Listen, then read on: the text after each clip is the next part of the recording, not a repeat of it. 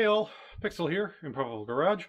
We're back on the van because, as you saw at the end of me doing the front end, I managed to crack one of the transmission cooler lines by jacking up the engine to swap the crossmember out. I'm not entirely surprised. They've been rusty for a while. I've been putting off doing them because you'll see there's some stuff I got to deal with that I'm not looking forward to. But I guess I got to do it now, so we're going to work on that. So Chevys have transmission cooler lines that run from the transmission up to the radiator to cool the transmission. This one has an additional transmission cooler, factory style as well. It's part of being a G20, extra cooling for towing and whatnot. If it was just the lines, it would be nice and easy because I could just take those off, replace them. But that transmission cooler adds complexity because it doesn't use standard fittings. It uses a quick disconnect that I believe is GM specific, but even if it's not, you can't easily acquire it. And you can't buy the factory lines anymore. They don't make them anymore. You can't buy the transmission cooler. They don't make it anymore. So we're going to have to get a little bit inventive. There's some extra bits in here that's not part of the original kit, but this is the kit that I got to replace the main lines. Summit SUM 230323 flexible automatic transmission cooler lines. I was told that this would replace the factory lines in a situation where there isn't a transmission cooler. I don't know if that's true, but that's what I was told. We're going to find out. It comes with adapters that go from the sort of hose fitting ends to a different style that I think is the right one that goes in the transmission. We're going to find all this out. So that'll get us from the transmission up to the front. If I was going to take the transmission cooler out of the circuit, and I might end up having to, this would do the job by itself, according to the person who said this would fit. I got that from one of the van forums, so I can't guarantee it until I try it myself. The issue is, again, that transmission cooler. I don't want to take it out. This is the factory transmission cooler mounted right here. It does have regular fittings here, so theoretically I could run lines all the way from by the radiator up and under and up to here. I want to avoid that because that's just a long line to run, but I may end up having to. If I do, I have to get some more line. So this over here is where those lines come down to. These are the quick disconnects I was talking about. And you can see these lines are kind of gnarly. These lines at the end here are kind of gnarly. So right now my hope is that back here where they're in better shape, I can cut them, reflare them with a ferrule, and then connect things to there. I've got some adapters that should make that possible. The only issue right now is this line here that runs up to the radiator is one of the ones that I need to change, because you've got a line that comes from the transmission, goes into the radiator, then this line comes out of the radiator, comes down here, and then this line goes back from the cooler to the radiator. And somewhere back there, I don't know exactly where because I haven't found it yet, is where it started leaking. So, like I said, if I just wanted to use those lines that kit that I bought, I can go straight to the radiator, take this out of the circuit entirely. The other option is to make new custom lines that go all the way up to the transmission cooler and come down to somewhere over here. But I'm hoping I can sort of compromise and go over here. But again, got to get from there to the radiator. And the more I look at it, I don't think I have a long enough piece. I was hoping to do that with this line with a bit of NICOP, but I don't think the piece of NICOP I have is big enough, though I will find out once I get this off. If it's not long enough, I'm done for tonight because I got to go buy more NICOP. But what I'm going to do is start disconnecting and just kind of, if I can get those two lines on the transmission and get them forward and get the old two lines off, then I only have to work in this area. All right, I'm working on this and it's kicking my butt, but I am kind of making progress. So these are the adapters screwed in to go from a double flare like a brake line would have to this, I don't know what the heck they're called, bubble flare, it's top thing. And then the lines are supposed to screw onto that. I got both of those in tight. I got this line on. I'm having a devil's own time getting this line aligned straight on there so that the threads line up. it's really, when it comes down to it, just going to take a bunch of fiddling until I get it right. I tried taking this out, putting it in the line and putting it on here, but then I couldn't get it to line up with the threads there. There's just a weird angle issue where I think it's at an angle that it doesn't look like it is from where I'm laying on the floor, so I'm just having trouble getting it to line up. But I will get it on. Once I get those routed, they're obviously going to have to be like tucked away somehow with a zip tie or something, just to keep them away from the exhaust. And then I got to figure out the best way to get these lines out, because they snake through everything, and the leak is up there. You can see the wet spot here. That line has apparently just rusted through and started leaking. I think what I'm going to end up having to do is cut them somewhere over here and feed them out the front or something. So I got those in. Like I thought, I just had to kind of jiggle it around until I got to the right angle. I've now cut the lines back to there because it's the last place I can reach without risking cutting anything else, and it's dribbling out into the pan. So now what I got to do is go to the front, and I think I'm just going to cut the lines up front, pull that out, and then unscrew it from everything else. All right, so I finally traced all the lines, so I knew exactly where everything was going. And in case you're doing this, the bottom port on the transmission is the output. It is supposed to go to the bottom port on the radiator. It is supposed to go up through the radiator, out the top port. If you don't have a transmission cooler, it's then supposed to go back and go into the top port of the transmission. Why it runs up in the radiator, I don't know. It's just how they are. If you have a trans cooler, it's supposed to go from the bottom port on the transmission to the bottom port on the radiator, then out of the top port on the transmission and into the bottom port on the transmission cooler, up through the transmission cooler, out the top port, and then back and in the top port of the transmission. I assumed until I checked that it was going to go from the transmission to the top of the radiator like the water does, go down through and fill and come out the bottom and then go into the trans cooler, at which point I would need a relatively short line to get between the two. Because it's coming out of the top, I need a longer line.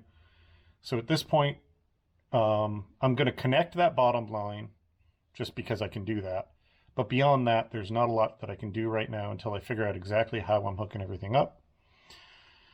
Right now I'm trying to decide, because there's kind of two ways to do this. My plan is always, like I said, was to cut and flare those lines and then put an adapter on. But what I'm trying to decide at this point is whether I'm going to use a hard line from there to the radiator, which should be safe because it's a long enough distance that it'll have some flex in it. So the tiny bit of flex between the radiator that's mounted to the body and the transmission cooler that's mounted to the body shouldn't be an issue. The other option is there's a hose place in town that may be able to make me basically that same kind of stainless hose, just in a shorter length, to replace that one. I haven't decided for sure what I'm doing. Line would be cheaper probably. So yeah, I'm just kind of like, I'm a little torn right now which way to go. So I'm not going to make a rash decision tonight. I can't finish it tonight. I don't have the materials no matter which way I want to do it. So I think I'm going to hook that line up and then be done for tonight. Let me see if I can, all right, let me see if I can show you this at all. But the bottom line has been installed. I had to make myself a custom wrench to really fit in there with a bang. Do not regret cutting the True Craft wrench in half, but that one's now hooked up. If I wanted to, I could bring the upper one up and hook it up. And depending on where I end up with the transmission cooler, that still may happen. Both of the fittings, these quick releases, were completely just rusted up. There's no quick and there's no release. So I just ended up cutting the lines like I talked about. I'm gonna probably take this over to that shop tomorrow and talk to them and find out like what they do, how much it costs, etc., to get an idea of whether it's worth replacing this by having them make a line. Probably won't be. Um, how much that costs versus how much of a pain in the butt it'll be to make a line versus just hooking that up to the radiator for now to make the van run. Because you only really need the transmission cooler if you're hauling really heavy loads, towing, or driving and doing some other, similar sort of stressful driving in really hot conditions. I live in New England. I never fill this thing full. And I've towed with loads of any, the closest thing to a load of any significance was towing the parts accord. So not really straining this thing on a regular basis. So I may just hook that up and deal with this later. I may hook that up and just take it out. I haven't really decided yet. I don't want to put a, I have one literally in a bin up there, but I don't want to put an aftermarket transcooler in that you just like clamp the lines on, because that just doesn't feel worth it. And at that point, I could probably just unscrew the lines from this, put a barbed adapter in it, and run the lines at that point. But something about that I don't like. I haven't quite figured out what about it's bugging me. Because I've run those before, so I don't know why my brain is like, no, don't do that.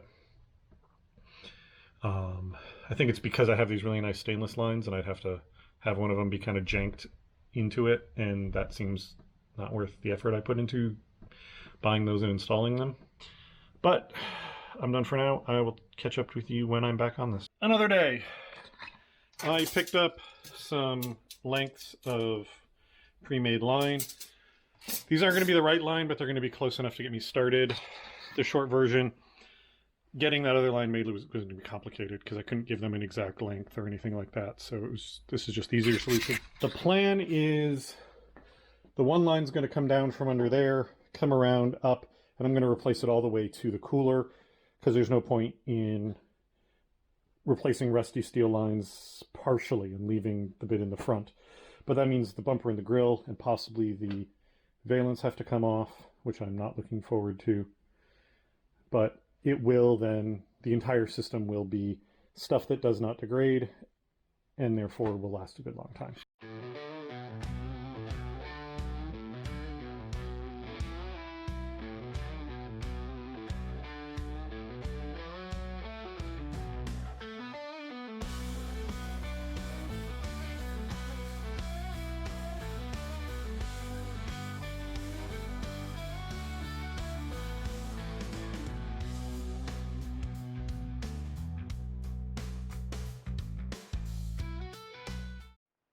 All right, everything's stripped off, access to it made.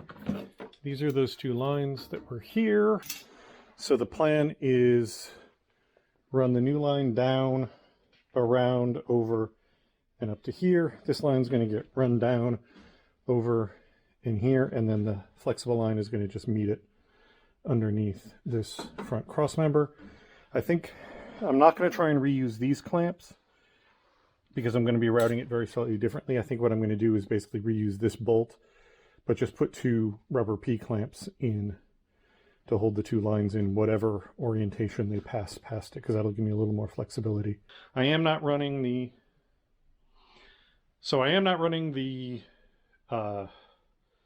line to the cooler the exact same way it was run before, because it kicked way out to come back in again. And I, looking under there, don't see any real reason why I should do that. So I'm just going to run it the way that seems like it's most efficient and skip trying to match the factory layout.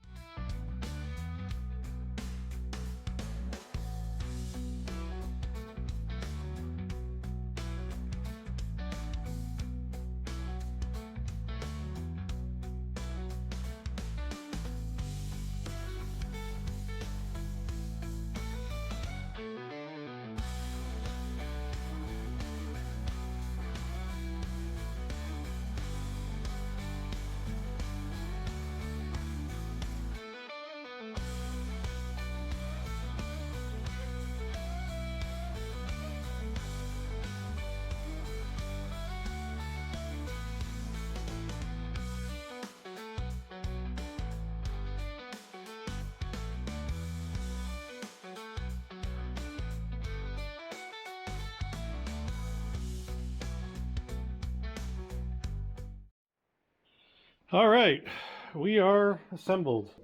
This comes out, goes down there, loops out to avoid, there's a sharp ridge on the edge of the frame rail.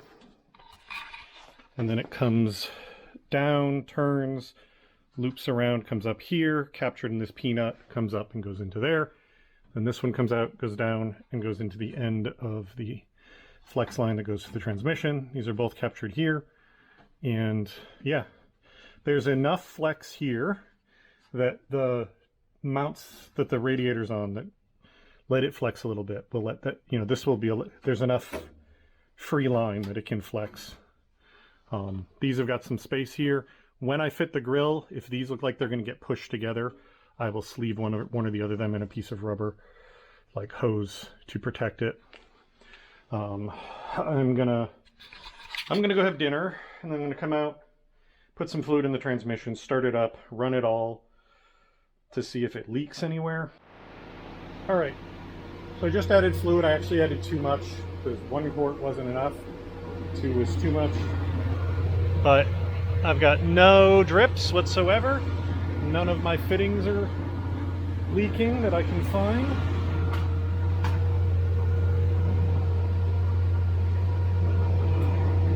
Okay, that one might be leaking a little bit. I'll wipe that off.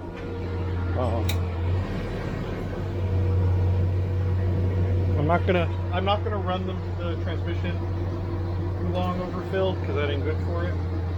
I'm not too worried about it though because I am planning to fill the pan and drain it. I think that's actually fine. Yeah, so cool. There's my new transmission lines. Put that off for way too long, but got it done. Alrighty, back at it. Got some paint on that. Oh, and just lost. So I wasn't quite sure whether it was worth it to replace those, and then I was taking this off, and there's a rust bubble right there. So, and that joint is all rusty, so there was no sense in going and trying to attach onto those lines because they weren't bad, but they weren't great either. So I think what I'm going to do now is put the grill and a bumper back on so that the front end is reassembled, so that I can stop there for the evening if I want to, and the van will be reassembled. And if I still want to keep going, I'm going to do that transmission pan. All right, and everything's back together again, and I have plenty of clearance over here. That line is not rubbing on the other line or on the grill. So everything is good there. Those lines are completely invisible now that they're painted. So from the outside, you can't tell I did anything. So transmission pan, filter.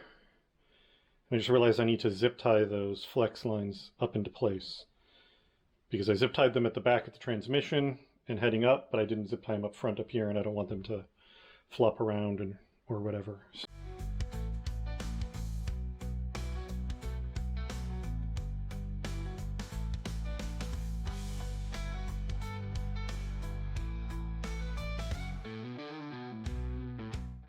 Well, shit. Trying to get the pan off.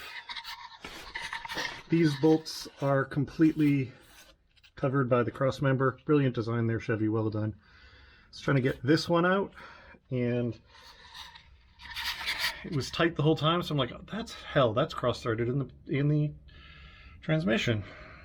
So I'm working at it, snapped clean off. So I don't know whether it was cross-threaded or not, but that just turned into an absolute fucking disaster. And that is the through spot. So I can try and drill and extract that out. In worst case scenario, I can drill straight through and put a nut on the other side. No, I really can't because the transmission humps up there. Anyway, this quick transmission job just turned into a disaster because now I'm going to have to support the transmission to get it off the cross member so I can get at that. And looking at the mount bolt is rusted to hell. So, hell. I think at this point I am done for the night. I think I'm going to come out tomorrow, deal with it then, formulate a plan. Because, yeah, at this point, what I'm going to want to do, because now I'm nervous about all these bolts, I'm going to want to heat all them up a bit just to make sure that no more snap off.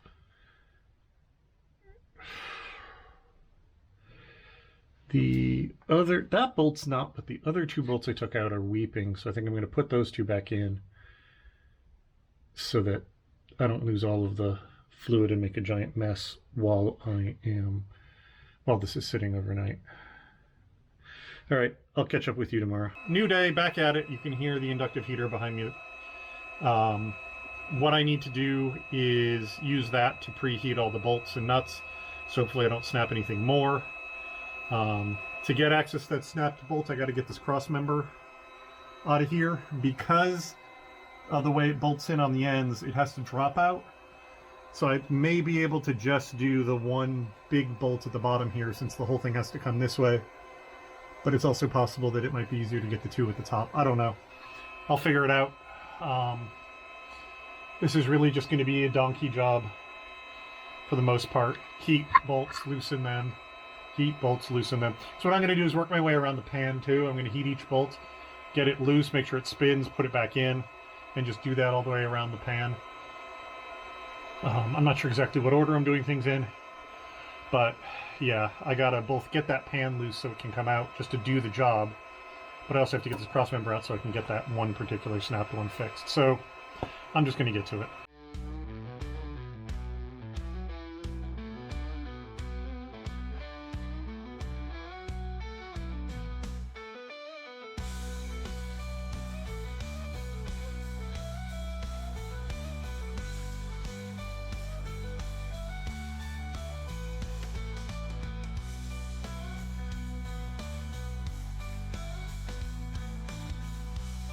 Sorry for the weird lighting and angle and whatnot, but I picked up a set of reverse drill bits and extractors to try and get that bolt out. The idea is you drill the hole with the reverse drill bit and then you use the extractor. The extractors I'm hesitant to use because if those snap in the bolt, which they tend to do a lot, you have a bigger problem. But the reverse drill bits are nice because if you get the bolt to move, you know, if the heat of this or whatever loosens the bolt up, this will encourage it to unscrew because it's going in the direction of bolt unscrews. So I'm going to work at that. All right, well, I drilled through it with two different sizes of drill bits and then went at it with the extractor, and it doesn't feel like it's shifting at all. I feel like I'm just digging the extractor into it, which is usually the lead up to it snapping off. So I went and drilled at it with the next drill bit, which unfortunately is basically the size of the shank of the bolts without the threads. And since I'm not quite lined up centrally on it, that means that I've eaten up the threads a little bit on one side. I didn't go all the way through with that, I just went in a little bit. Mostly what I was trying to do was see if I could get the extractor to really bite into the center of it rather than the top. Also reduce the number of threads I'm trying to crack loose, but not feeling confident right now. I went up this way and tried at it. I even went down the other way because I have access to the back of the bolt. And like I said, in both directions, it feels like it's going in, but it's not getting it loose. And it really feels like I'm getting to the point when I tighten it that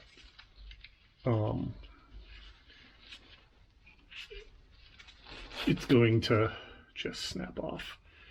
And dear God, the last thing I want is for this thing to snap off inside the casing. Because that's just a whole new, that just creates a whole new problem basically. Because these are made out of a very strong but somewhat brittle kind of steel.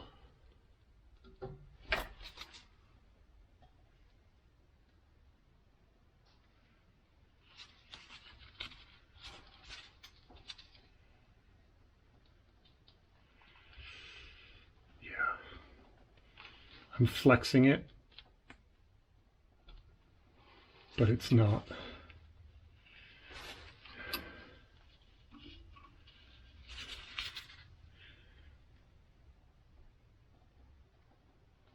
Yeah, I do not like that at all.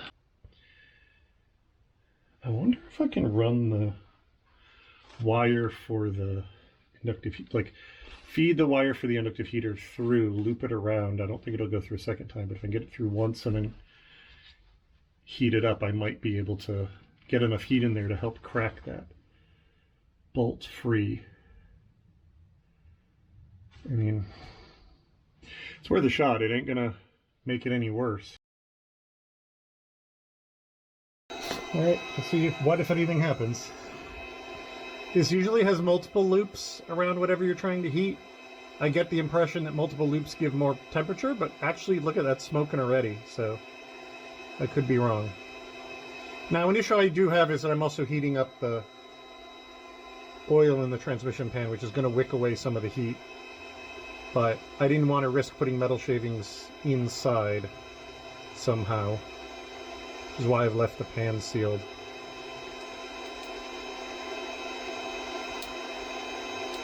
Yeah, I'm actually cooking the gasket at the moment. Now, transmission fluid is flammable, so this may not be the smartest move I've ever made.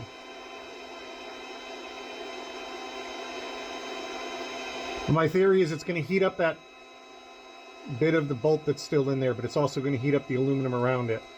And since they're going to expand differently, that should hopefully crack it loose. So what I'm hoping is that as soon as I get this good and toasty, which I think it's pretty much at, I'm going to be able to unwind that from there, put the extractor in there, actually cool it down a little bit with the brake clean, and then put the extractor in there and hopefully pop that loose. Yeah, I think I gotta call it.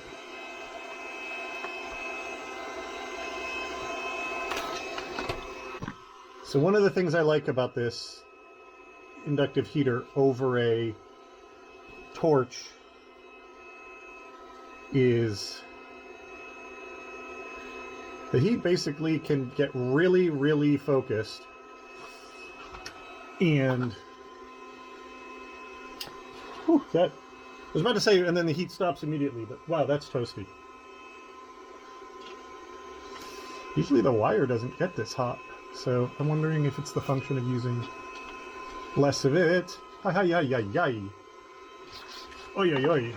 All right, well, we're going the janky route. I can't get that little bit of bolt to shift in there. Just, it's not happening. So what I've decided to do is I've drilled it out enough to take a 1/4-inch bolt all the way through the case, because I'm lucky enough that it does that. And I'm going to fit a nut on the back of it and then just tighten that down to replace that bolt. Janky, yeah. Will it work? Also, yeah. So that lets me move forward with this. So the next step is to actually drop the pan like I had meant to in the first place and get the filter changed. So yeah, let me move you so I can do that.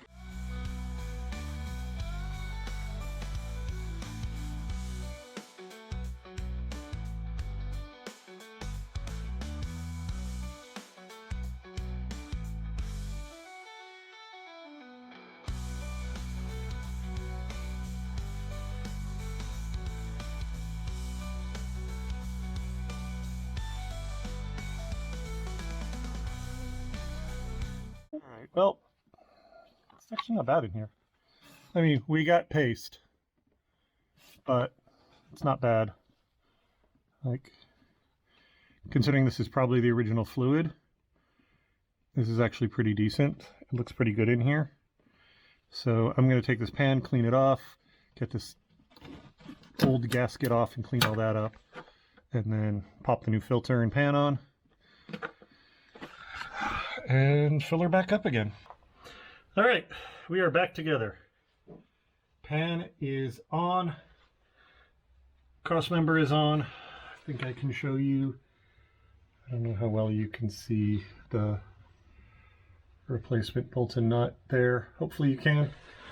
But yeah, it's just a 1/4-inch bolt with a washer on the bottom so that it distributes the load the same way the washer on the original bolts did, and then that nut on the top, just because it's so tight to the where the casing comes up, I can't put a washer up there. But that should be just fine. I mean, it's just one of many holding that panel. All it has to do is maintain enough pressure there that the gasket doesn't leak.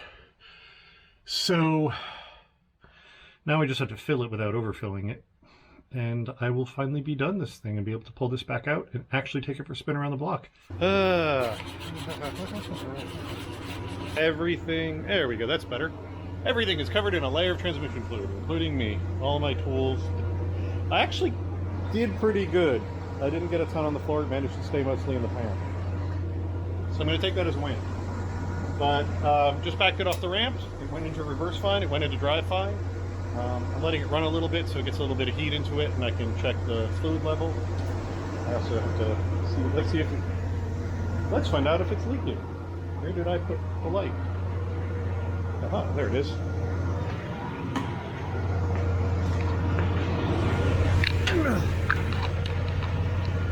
Aha! Bone dry. No fresh puddles. So I can consider this. That means I can consider this a success. So, van is back to drivable.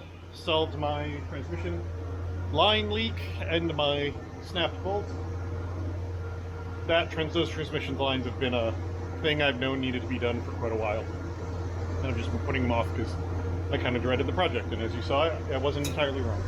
So I guess that's going to be it for now. Thank you all very much for watching. I'll talk to you later. Bye.